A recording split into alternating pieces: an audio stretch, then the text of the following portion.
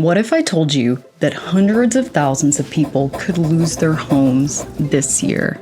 Welcome to Darkest Dives. It's Frances B. Let's jump right into it. Today we're going to talk about zombie foreclosures, what they are, how to protect yourself and your loved ones from them, and how to advocate for change. So a zombie mortgage is essentially a piggyback mortgage gone rogue. It's a mortgage that the homeowner thought was dead and gone, only to reanimate and come back to life when it's the most profitable for the debt collector to come. And even if you're not a homeowner, this is extremely important because it's A, not unlikely that it doesn't impact somebody that you know, and B, this has really important implications. To fully understand zombie mortgages in their entirety, we need to define a couple things and get into a little bit of history. The value of the home minus whatever you owe is the part of the home that you own. And a lien is essentially whenever somebody has a claim over your property because you owe them money. It's essentially a way for a lender to ensure that they get paid. If you don't pay the debt attached to the lien, they can force the sale of the home to get their money back. And essentially, this is what a foreclosure is, at least to my understanding. Now, we need to go back to the early 2000s to kind of understand what happened. So, post 9/11, we have the Federal Reserve, in an attempt to stimulate the economy, dropping interest rates as low as 1%. Of course, people are scrambling for this cheap money. They want to buy homes, and this creates a housing bubble. We have this pool of prime buyers initially, people with steady jobs, steady incomes that purchase all of these things, but eventually the pool of prime buyers dries up. And so lenders, in an attempt to keep the momentum going, start marketing to subprime buyers. Subprime meaning they don't have steady jobs, they don't have a steady mode of income. So essentially lenders started giving huge mortgages to people who they had not vetted at all, people who had no realistic way to pay them back.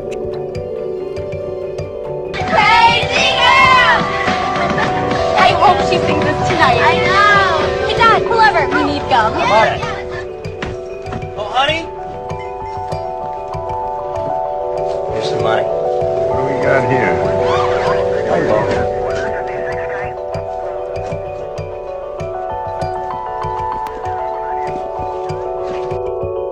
Lenders participating in predatory lending practices.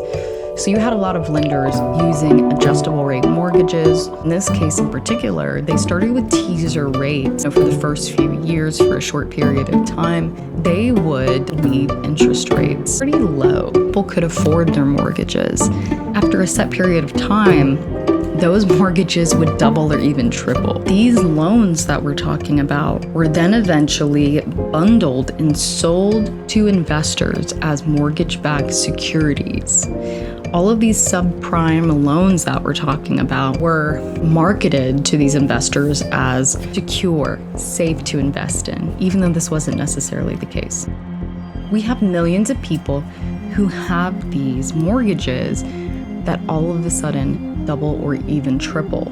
They had anticipated on being able to refinance or sell the home before any of this happened, but for millions of people, this kind of crept up on them, as things tend to do.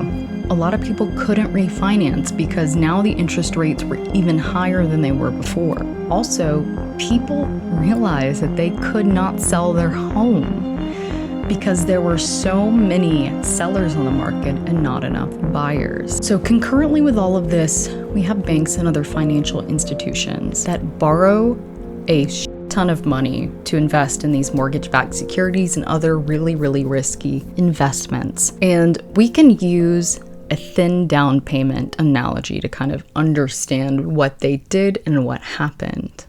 So let's say that you buy a $100,000 car. You only have $3,000. And so you give the man $3,000. You borrow $97,000 from your uncle, who just so happens to have a lot of cash. You drive your car off the lot. Let's say that it just drops in value by 3% by driving it off the lot.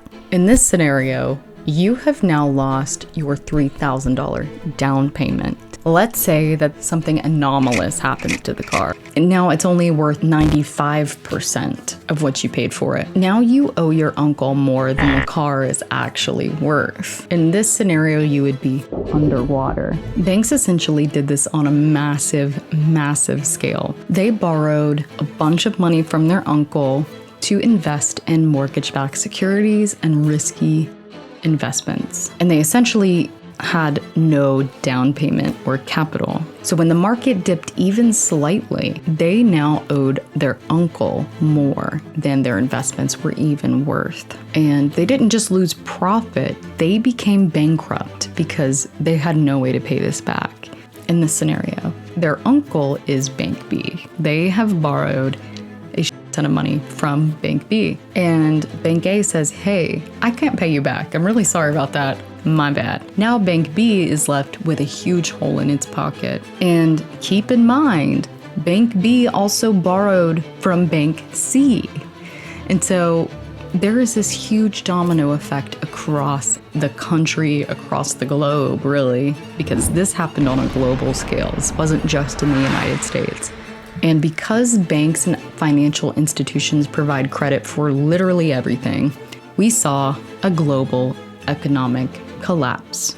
Because nobody knew who actually had enough money to pay them back, banks started lending to each other altogether. So essentially, banks and other financial institutions became insolvent, and millions of homeowners across the nation were either now homeless or underwater. So it looked like banks were going to fail and millions of people were going to live on the streets. But apparently banks were too big to fail. So in October of 2008, the government passed TARP, the Troubled Asset Relief Program, to quite literally infuse $700 billion of taxpayer money directly into the veins of these banks and other financial institutions. I'm going to use an analogy to kind of help you understand this. You had really, really sick taxpayers. They're sick with the plague, but luckily they have antibiotics. So the government takes antibiotics from your sick taxpayers and gives it to the banks. And these banks get healthy again. They are stoked. They're pumped. They're like, yes, we feel better. We've got all this money running through our veins. So what do? They use this opportunity to go after the very taxpayers that they received the antibiotics from. They start foreclosing on homes aggressively. The foreclosure freeze by two of the country's biggest lenders raises serious questions whether Americans are losing their homes legitimately. Courts require lenders to verify and certify that the homeowner is in default. These banks shuffled through tens of thousands of foreclosures in 23 states with little or no oversight, 56,000 by J.P. Morgan Chase alone. Florida foreclosure attorney Christopher Immel says one Ally banker personally signed 10,000 foreclosures a month. Robo-signers, he calls them, because one person reviewing so much paperwork seems humanly impossible. Their goal is just to move through a foreclosure case as quickly as they can. It cuts short different people's opportunity to try to get back on their feet. Economists say banks overwhelmed by the sheer number of foreclosures took shortcuts that now could further delay any housing market. Not only doing this, but they stopped giving out loans almost completely. So you have the housing market that is quite literally stagnant. You have millions of empty houses and millions of people that are unhoused. Keep in mind, the very executives that had contributed to this economic crash get to keep their multi-million-dollar mansions and their multi-million-dollar bonuses. But not only that, in a majority of cases, TARP actually paid for their bonuses. It's a public relations nightmare for the largest insurance firm in the world. Some New Yorkers say the company has no one to blame but its own executives. Bonuses? Those guys are lucky they have a job. My silent protest to AIG is that My dogs poop here, but I, unlike AIG, pick up with my little plastic bag and clean up my mess afterwards. So a majority of people had at some point in this decade taken out helocs or second mortgages. HELOCs meaning home equity line of credit. So they took out credit against the equity on their home. So for a set time, they could borrow a certain amount of money up to a certain limit. And during that time, they only paid the interest. And then the housing market crashed, the economy crashed, and you had many of these HELOCs that were charged off. Charged off is a kind of weird term because to average people like you and me, it sounds like written off. It sounds like it was forgiven, but that's not right. It doesn't actually really mean much. It's just a financial move that banks and other financial institutions use to admit to the IRS that they have a loss so that they can get a cut on their taxes. Also of note, a lot of these HELOCs had variable interest rates, and variable interest is a lot more profitable because it changes with the market. It's not just one set interest rate monthly. It's tied to a prime rate plus a margin set by the bank. So if a debt buyer buys a charged off HELOC from 2006, let's say, they often calculate the interest for every month that you didn't pay. So even if interest rates were, let's say, 4% in 2012 and they've jumped to 8 to 10% recently, they will apply the most recent interest rate retroactively. So two things that I haven't mentioned that I think are really, really interesting. During this time, we had literal entire neighborhoods that sat new and abandoned. There's one event that happened that I seem to not have covered much. The biggest mass abandonment of them all, the housing market crash of 2008. To my generation and the generations below, the 2008 financial crisis was an event that seems to be largely dismissed as something forgotten in the past. And again, this just really highlights the absurdity of the situation at hand. We have millions of people unhoused, and yet these brand new, beautiful homes that are sitting empty, rotting in cul-de-sacs and neighborhoods. So when a house was foreclosed on in 08, 09, maybe 2010, the bank that gave the first mortgage typically took the home. But at that time, the second mortgage was basically worthless because there was no way for those people at the time to collect the money that they owed. So a lot of people thought that those second mortgages were buried, dead, gone, but that wasn't the case. Like we'd mentioned before, a lot of these second mortgages were charged off by the banks. Because many banks had simply given up on collecting the second mortgage, they stopped sending monthly statements. And a lot of people thought that this debt was forgiven or that somehow it had been conglomerated into their first mortgage when they had refinanced. Again, they weren't getting monthly statements, and after 7 years it wasn't even showing up on their credit report. Single dad Terrence Harden bought this home in Bowie, Maryland 20 years ago. 4-bedroom house, single family, nice yard, very friendly neighbors. Harden took out a $316,000 mortgage for the purchase, a $35,000 second mortgage soon after. So I had a mortgage and a second mortgage after owning the property for a year. But then the housing bubble burst. Home prices plunged. Harden, like millions of Americans, owed more than his house was worth. So he was vastly relieved to get a loan modification through a government program. The payment is very much reasonable. There is no second mortgage, and I'm able to breathe. For the next 8 years, Harden paid his mortgage. By September 2023, he had built almost $200,000 in equity. Then his neighbor called. There was some service that was taking stuff out of my home in trash bags and plastic bags and putting it on the lawn. At which point I raced home from work in order to try to find out what was going on. I was informed by the sheriff's department that I had 4 hours to collect my belongings. Harden was being evicted from his home. Furniture, dishes, medications, foods, toys, pictures. just all shoved in a black bag and strewn across the front yard. Daughter Olivia was then 14. How did you react? I just saw all of my belongings on the front lawn in black bags. And I was just I was just in shock. So what happened? Kind of like a zombie in a horror film. That second mortgage Hardin believed to have been modified and rolled in with his first all those years ago had risen from the dead. A zombie mortgage is a mortgage that the borrowers thought was dead because of inactivity by the lender for so many years, and then out of the blue recently is risen from the dead, so to speak, to claim its pound of flesh. Homeowner Terrence Hardin says he was blindsided. I got nothing from these people. I've got nothing from them. I did not find out until the day I was removed from my home that there was even a second mortgage out there.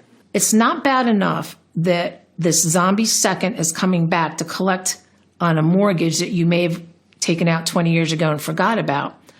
They're adding interest every single day, even though they didn't send mortgage statements out. So a lot of people moved on. They started rebuilding their credit. They got new homes. They started rebuilding their life and their finances. While this is happening, banks and financial institutions are taking these second mortgages that they had charged off, turning around and selling them to these predatory debt collectors. And a lot of times they were being sold for mere pennies on the dollar. So for about 15 years, these debts had sat untouched and forgotten. But as time went on, the equity in homes started creeping up, and the value of these homes were also increasing. So we're in this year, 2026, and home equity is at an all-time high. Debt collectors are slowly realizing that these worthless mortgages that they had invested in for, again, mere pennies on the dollar are now worth a fortune. They don't just want a monthly payment from you. They want your home equity. They're using 20-year-old legal loopholes to do this, and they are taking advantage of the system. They are taking advantage of your lack of knowledge about this topic. How can they legally do this? I'm sure you're asking, how in the world is this allowed? I had the same question, and like I've said before, a charge off of these debts is not the same as them being forgiven. So unless you have received a 1099-C form or a formal cancellation of debt form or a release of the lien, you are not alleviated from the responsibility of that debt. There could be a legal contract that remains attached to that property title. How do you make sure that you're safe? Here's the key. Don't assume that silence means safety. Don't wait for a letter. If you had a second mortgage during that time period that we had discussed that you thought went away, it is very likely that it did not. And there's a very real possibility that it could still be attached to your home. Run a title search, which you can typically do online, or check your county's public property records. In Georgia, it's usually done through the clerk of the Superior Court. Look for something that says a deed to secured debt that hasn't been formally canceled. If you see something, identify the lender, or you might say grantee, and match it to your records. You should have some record of it existing. Here's one of the most important tips that I have for you. Don't call the lender first. Whatever you do, don't contact them, because in a lot of situations, acknowledging that you still owe the debt is formally acknowledging the debt and can reset the statute of limitations on that debt. In some states, it doesn't matter because the statute of limitations is so long, or maybe doesn't even exist at all for that circumstance. But in some places where there are rules against this kind of a thing, you might dig your own grave. In addition, if you contact them for whatever reason, or they reach out to you via phone and insist that you make a payment, do not do this. Even if it's a small payment, don't do it. It can legally reanimate this expired debt. If you get mail, don't ignore it. For a lot of people, the first few letters look like spam. They look like junk mail. They look absurd, and a lot of people just assume that it's fake. These debt collectors are using this to their advantage. If something comes to you and sounds like it might remotely be related to this, again, check your title and get a lawyer and ask for help. In a lot of places, if you get a certified letter of foreclosure, you only have 30 days to respond. Find your state's Attorney General website, look for an HUD approved housing counselor, which are free and available in every state. I'll provide a link to nolo.com, which has a quick reference on the how of each state's laws. A deed to secure debt is a cloud on your title. If you see one from an old HELOC, don't ignore it.